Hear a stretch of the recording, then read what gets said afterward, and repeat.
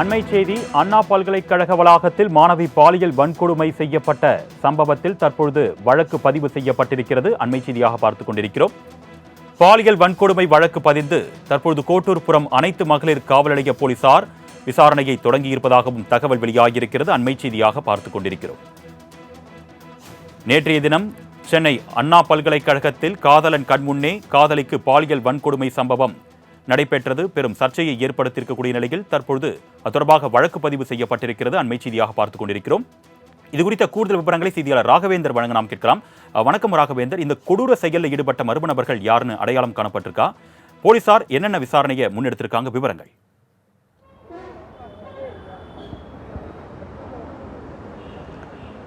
வணக்கம். நேற்று அண்ணா பல்கலைக்கழக வளாகத்தில் ஒரு பெரிய சம்பவமானது நடைபெற்றிருக்கிறது.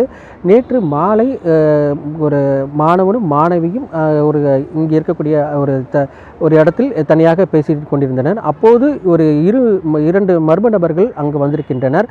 வந்து அங்கு இருக்கக்கூடிய மாணவனை அடித்து துரைத்தி இருக்கின்றனர். அது மட்டுமல்லாமல் அந்த மாணவியை பாலியல் வன்கொடுமை செய்திருக்கின்றனர். இதனையடுத்து அந்த பாதிக்கப்பட்ட மாணவி அந்த மாணவன் இருவரும் காதலித்து வந்ததாக கூறப்படுகிறது. இதன் அடிப்படையில் அந்த மாணவனிடம் இது போன்ற நிகழ்வானது நடைபெற்றிருப்பதாக தெரிவித்திருக்கிறது.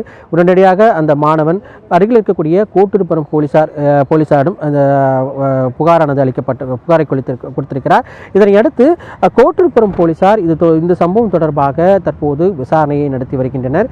நேற்று இந்த சம்பவமானது நடைபெற்றிருந்த நிலையில் தற்போது இந்த சம்பவம் இது தொடர்பான விசாரணை இன்று தீவிரமாக நடைபெற்று வருகிறது. கிட்டத்தட்ட இது தொடர்பாக 2 மாணவர்களின் சந்தேகத்தின் அடிப்படையில் விசாரணையானது நடத்தி வருவதாகவும் கூறப்படுகிறது. மேலும் இங்கே இருக்கக்கூடிய சிசிடிவி காட்சிகளை ஆய்வு செய்து வருவதாகவும் கூறப்படுகிறது. அதாவது இங்கே இருக்கக்கூடிய அனைத்து சிசிடிவி காட்சிகளையும் தற்போது கோட்டூர்புரம் போலீசார் ஆய்வு செய்து வருகின்றனர். அந்த மாணவி சொல்வது உண்மைதானா அல்லது அந்த குற்றச்சாட்டுக்குண்டான அந்த மாணவர்கள் யார் என்பது குறித்து விசாரணையானது நடைபெற்று வருகிறது. மேலும் இது தொடர்பாக தற்போது வழக்கு பதிவானது கோட்டூர்புரம் போலீசார் சார்பில் போடப்பட்டிருக்கிறது. அதாவது 64A BMS என்ற ஒரு வழக்கு பிரிவின் கீழ் வழக்கு பதிவானது செய்யப்பட்டிருக்கிறது. அதாவது பாலியல் வன்கொடுமை தடுப்பு சட்டத்தின் கீழ் இந்த வழக்கு பதிவானது செய்யப்பட்டிருப்பதாக கூறப்பட்டிருக்கிறது. இந்த தற்போது இது தொடர்பாக இந்த கோட்டூர்புரம் உதவி ஆணையர் பாரதிராஜன் தலைமையில் விசாரணையானது நடைபெற்று வருகிறது. மயிலாப்பூர் அனைத்து மகளிர் காவல் நிலையம் இங்குதான் செயல்படுகிறது. எனவே அதன் அடிப்படையில் இந்த விசாரணையானது நடைபெற்று வருவதாக கூறப்பட்டிருக்கு.